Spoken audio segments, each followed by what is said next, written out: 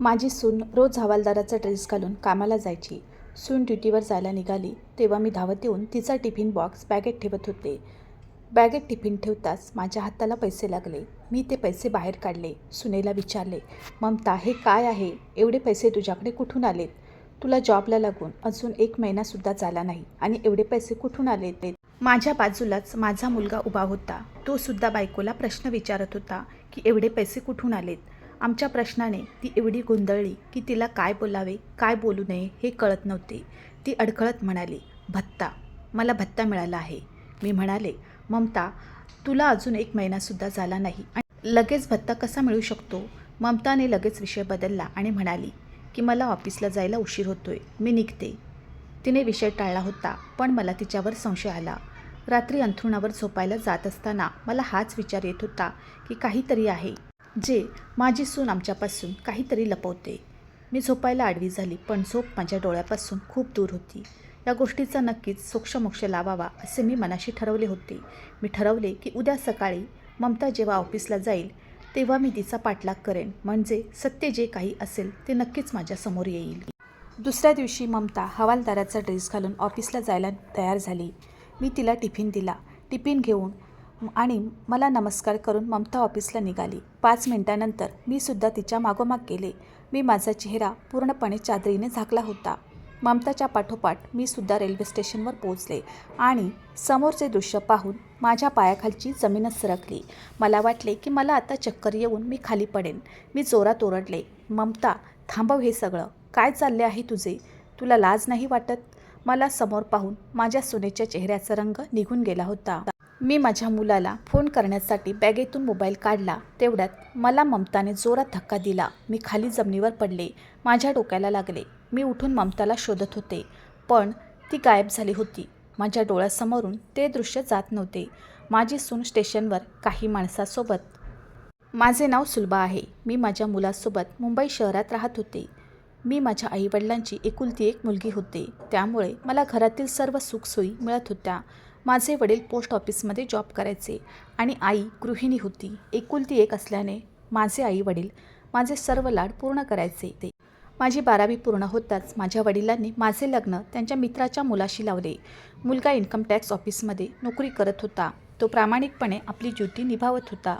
4 पैसे कमी मिळाले तरी चालतील, पण आपल्याला कुणाची हाय नको, असे त्याचे जीवन जगण्याचे तत्त्व होते. लग्नाच्या पहिल्या रात्री माझ्या नवऱ्याने माझ्या सौंदर्याचे खूप कौतुक केले, कारण मी दिसायला खूप सुंदर होते आणि गोऱ्या वर्णाची होते. त्यांनी मला लग्नाची भेट म्हणून सुंदर अशी सोन्याची अंगठी दिली. दिवस असेच जात होते. एके दिवशी मी माझ्या नवऱ्याला एक आनंदाची बातमी दिली. मी प्रेग्नंट होते. ही बातमी ऐकल्यानंतर माझ्या नवऱ्याला खूप आनंद झाला.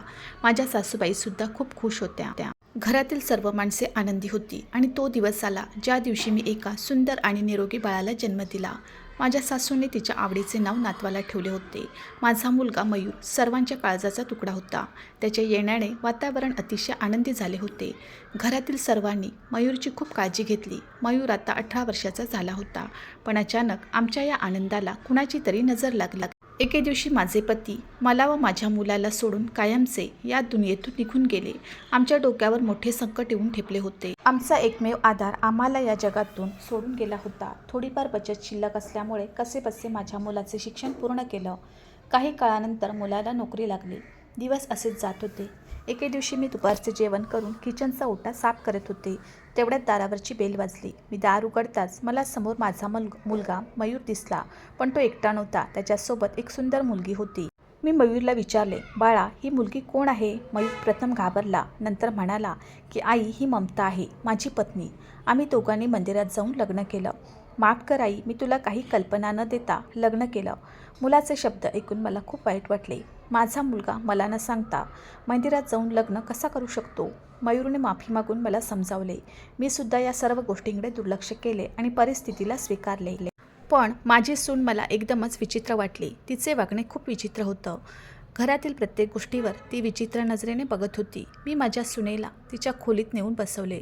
दुसऱ्या दिवशी सकाळी मी नाश्ता तयार केला आणि मुलाला व सुनेला नाश्ता करण्यासाठी बोलावले. मुलगा अजून झोपला होता. सून आली आणि मला नमस्कार करून नाश्ता करायला बसली. मला तिच्याबद्दल, म्हणजे तिच्या फॅमिली बॅकग्राऊंडबद्दल जाणून घ्यायचे होते. मी सुनेला नाश्ता वाढला आणि म्हणाले, ममता बेटा, तुझ्या फॅमिलीमध्ये कोण कोण असतं आणि तुझ्या लग्नाबद्दल तुझ्या कुटुंबाला काही माहीत आहे का? प्रथम ती घाबरली, नंतर म्हणाली की मी अनाथ आहे. माझ्या मुलालासुद्धा तिने अनाथ आहे असे सांगितले होते. मी तिला तिचं शिक्षण विचारले असता ती म्हणाली की मी 12वी पास आहे.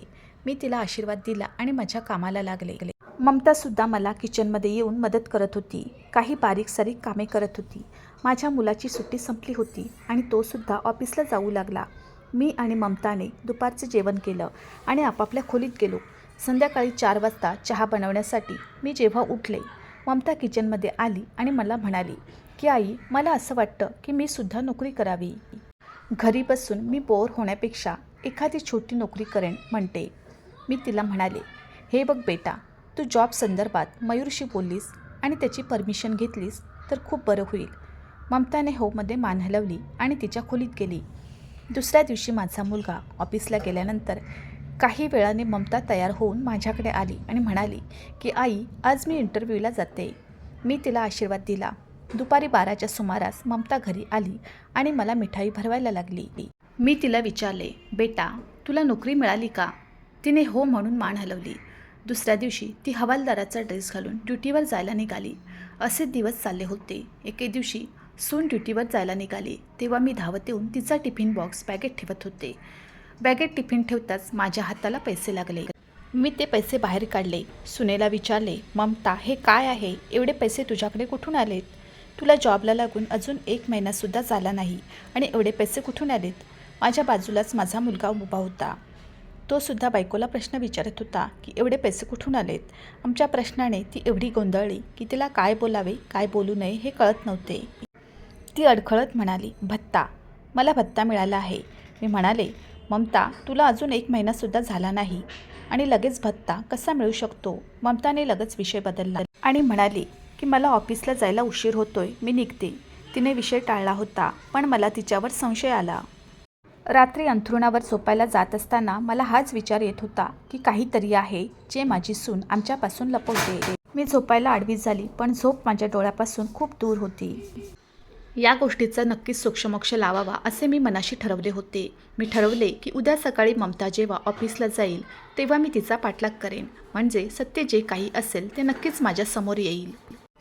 दुसऱ्या दिवशी ममता हवालदाराचा ड्रेस घालून ऑफिसला जायला तयार झाली. मी तिला टिफिन दिला. टिफिन घेऊन आणि मला नमस्कार करून ममता ऑफिसला निघाली. थोड्या वेळाने माझा मुलगासुद्धा ऑफिसला गेला. काही मिनिटांनंतर मी सुद्धा ममताच्या मागोमाग गेले. मी माझा चेहरा पूर्णपणे चादरीने झाकला होता. ममताच्या पाठोपाठ मी सुद्धा रेल्वे स्टेशनवर पोहोचले आणि समोरचे दृश्य पाहून माझ्या पायाखालची जमीनच सरकली. मला वाटले की मला आता चक्कर येऊन मी खाली पडेन. मी जोरात ओरडले, ममता, थांबव हे सगळं. काय चालले आहे तुझे? तुला लाज नाही का वाटत? मला समोर पाहून माझ्या सुनेच्या चेहऱ्याचा रंग निघून गेला होता. मी माझ्या मुलाला फोन करण्यासाठी बॅगेतून मोबाईल काढला. तेवढ्यात मला ममताने जोरात धक्का दिला. मी खाली जमिनीवर पडले. माझ्या डोक्याला लागले. मी उठून ममताला शोधत होते, पण ती गायब झाली होती. माझ्या डोळ्यासमोरून ते दृश्य जात नव्हते. माझी सून स्टेशनवर काही माणसाकडून हप्ते गोळा करत होती. ममता तेथील दुकानवाल्यांना वर्दीची भीती दाखवून आणि त्यांना मार देऊन हप्ते गोळा करत होती. माझी सून असं काही करू शकते यावर माझा अजिबात विश्वास बसत नव्हता, पण माझ्या डोळ्याने जे काही पाहिले ते मी नाकारू शकत नव्हते. माझ्या मुलाला या गोष्टीची कल्पना द्यायची होती, म्हणून मी त्याला फोन करण्यासाठी बॅगेतून मोबाईल बाहेर काढला असता ती मला धक्का देऊन पळून गेली. मी पडल्यामुळे तेथील लोकांची गर्दी जमा झाली. काही लोकांनी मला आधार देऊन उठवले व एका बाजूला बसवले. गर्दी गोळा झाल्याने तिथे पोलीस जमा झाले. त्यांनी मला विचारले की तुम्हाला जखम कशी झाली?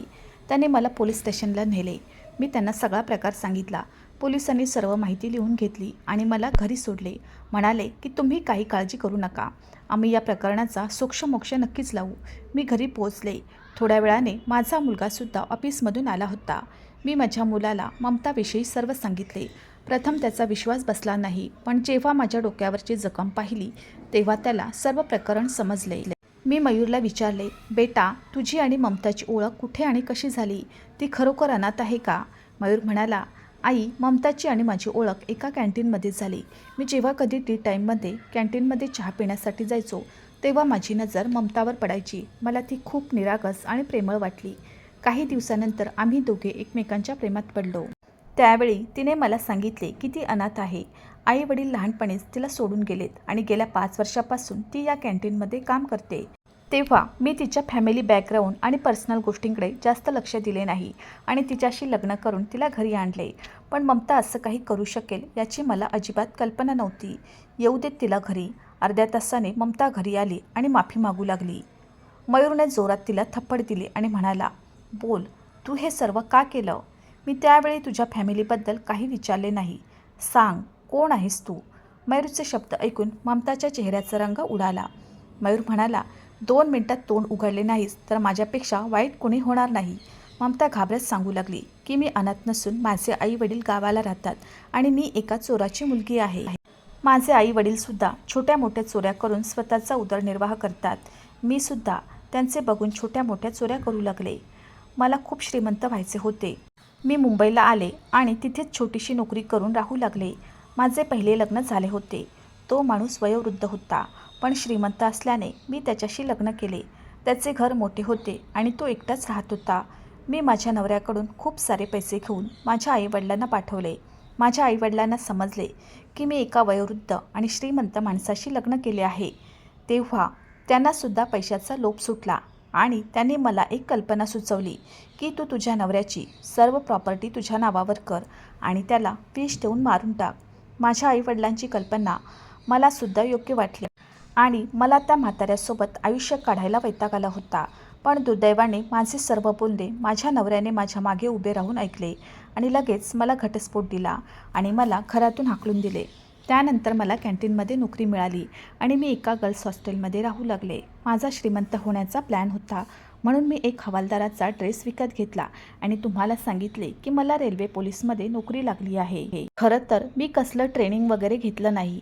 मी नकली हवालदार होऊन लोकांना वर्दीची भीती दाखवून त्यांच्याकडून पैसे उकळत असे. पण एके दिवशी आईने माझा पाठलाग केला आणि माझ्याबद्दल तिला सर्व काही समजले. म्हणून मी तिला धक्का दिला आणि स्वतःचा जीव वाचवण्यासाठी तिथून पळून गेले. सुनेच्या तोंडून हे सर्व ऐकून मला खूप राग आला. मी पुढे जाऊन तिच्या 2 कानाखाली मारले. म्हणाले, तुला लाज नाही वाटत का आमची इज्जत घालवायला? तेवढ्यात दारावर टकटक झाली. मी दार उघडले तर समोरचे दृश्य पाहून माझ्या पायाखालची जमीनच निघून गेली.